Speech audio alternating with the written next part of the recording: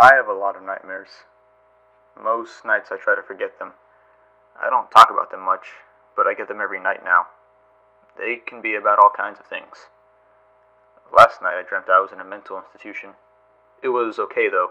It wasn't by mistake. I knew something was wrong with me and I needed to be there. I wanted to get better.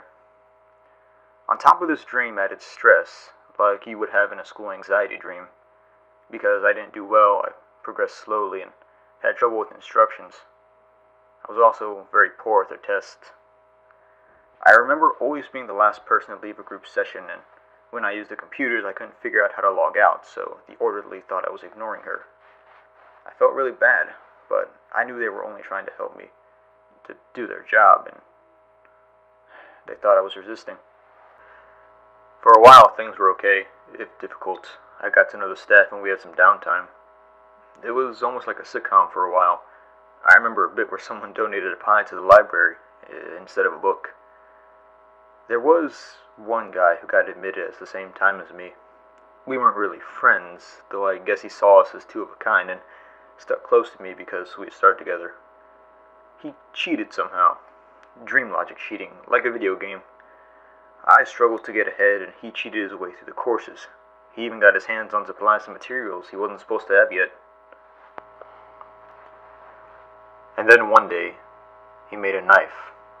It was a very good shiv made of very good materials, which he cheated. It was really more like a sword. And then he started killing the doctors and orderlies. His knife could kill them in 1 or 2 stabs. He was very powerful.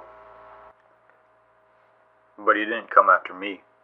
He saw us as two of a kind, I think. He invited me to come along. After him, I made a knife of my own. It was just a simple shiv made of sharpened metal or plastic. He ran off to find more people to kill. It didn't seem to bother him at all. He didn't even think what he was doing was wrong. In a way, it was fun to him, like he was getting revenge or something. I exited into the swamps behind the institution and saw him continue killing. He was still cheating. He had some kind of radar or something. They didn't stand a chance. I saw one of the orderlies who had been patient with me and followed her into the swamp. I followed her to a giant mangrove tree that rose out of the murky waters. She climbed to hide in the leaves, and then the man came up to the tree. He said I did good following her, and where did she go?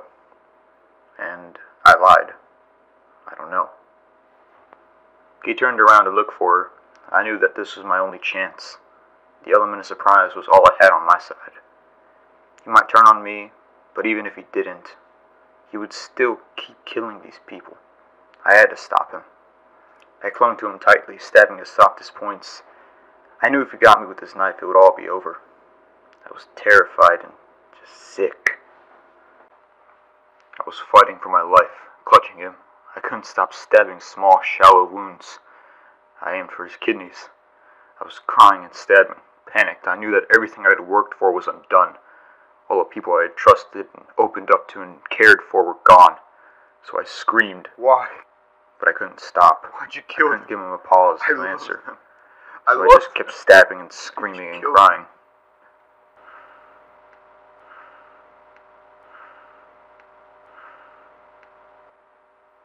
I never got my answer. The dream faded as he died in my arms. And that's about when I woke up.